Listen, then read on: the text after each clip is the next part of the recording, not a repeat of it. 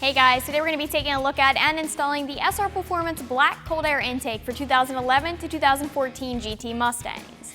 This is an open element style, no tune required intake with a powder coated black aluminum intake tube. It's currently the most budget friendly option on the website, so it's going to be perfect for someone who's looking for a cold air intake that's on a budget and for someone that prefers the look of a powder coated black intake tube over a chrome or polished intake tube. Alright guys, before we get to the install, we are going to talk about dyno numbers. And I know that this is a no tune required intake, but we did install the intake and pair it with a tune just so you guys can see the full power potential behind the intake. So our baseline run with our 2011 automatic GT gave us numbers of 358 horsepower and 338 foot-pounds of torque. After we installed the cold air intake and paired it with the tune, we saw numbers of 369 horsepower and 359 foot-pounds of torque. That makes for a peak gain of 11 horsepower and 21 foot-pounds of torque. We also saw great curve gains. We saw 18 horsepower and 24 foot-pounds of torque, both at 4,000 RPM. It costs about $150 and it's very easy to install. I'll call it a 1 out of 3 wrenches in the difficulty meter, and of course, we'll show you how to get it on your car now.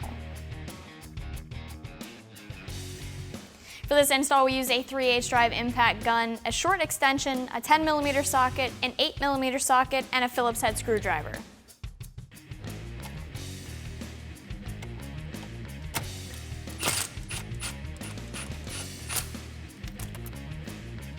Alright, then we're going to remove the connections on the intake tube.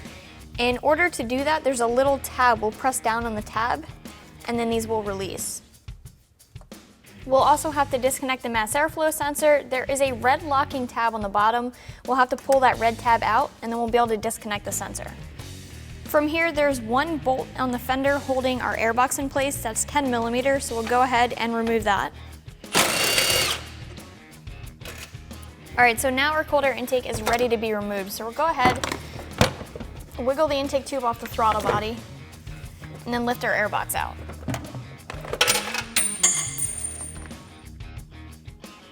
Alright guys, so here on the table we have the SR Performance Cold Air Intake compared to our stock intake. One of the main differences right away is you're switching over from a plastic intake tube to an aluminum powder coated black intake tube. Your mass airflow sensor is located right here in your intake tube.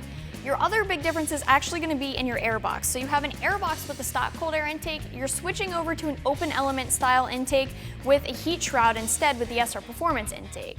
Then obviously you have a cone style reusable air filter here. That's a little bit different than the paper filter that's located in your stock airbox.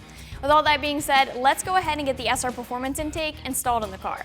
Alright guys, so the first thing we're going to do is actually transfer over our mass airflow sensor from our stock intake into the SR Performance intake.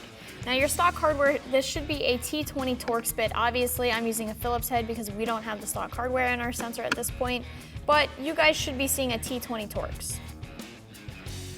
So SR Performance also gives you new hardware for your mass airflow sensor, so you don't have to worry about saving your stock hardware.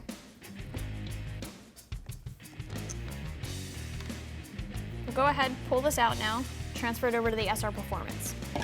Sensor is going to slide into place, and obviously, as you guys can see, your mass airflow sensor can only install one way, so just make sure everything's lined up.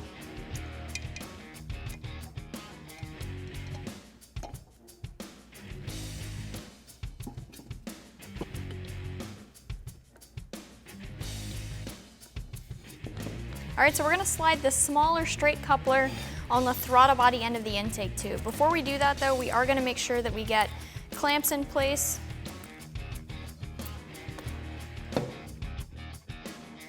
We're going to leave them loose for now and then we'll tighten later when we go to install.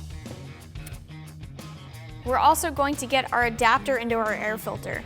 So this piece is literally just going to slide into our air filter. We'll push it down so this is also sitting flush, and then we'll tighten the clamp here.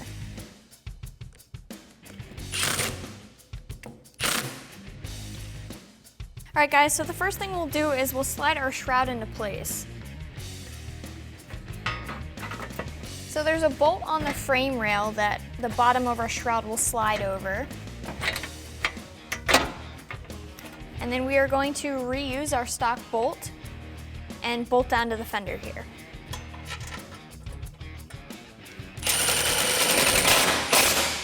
The next thing we're going to do is we are going to grab our bent coupler here, not the straight coupler, but the bent coupler, and this is actually going to sit in the shroud. You want it to be sitting like this, so at the point of it bending, that's how much you need to slide through the shroud. So, this is larger than the hole in the shroud. So what we're gonna do is we're gonna work it through and get it sitting at the point where it bends. From here, we'll grab our intake tube. All right, before we install our intake tube, we are just gonna slide a clamp over the coupler on both sides here, just so it's ready. And we'll grab our intake tube, we'll slide over the coupler down here.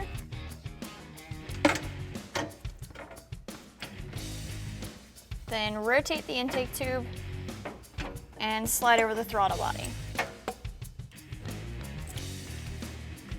Once everything's flush, we'll move our clamps and get them tightened down. All right, guys, at this point, we'll tighten down our clamps.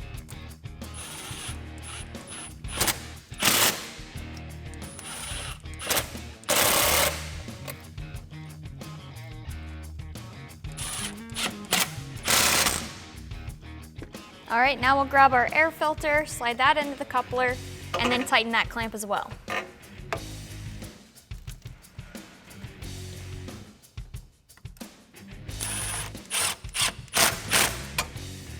From here, all that's left to do is plug in the connections in the intake tube. All right, so we'll plug in our mass airflow sensor. Keep in mind we have the red locking tab on the bottom. We'll push that into place.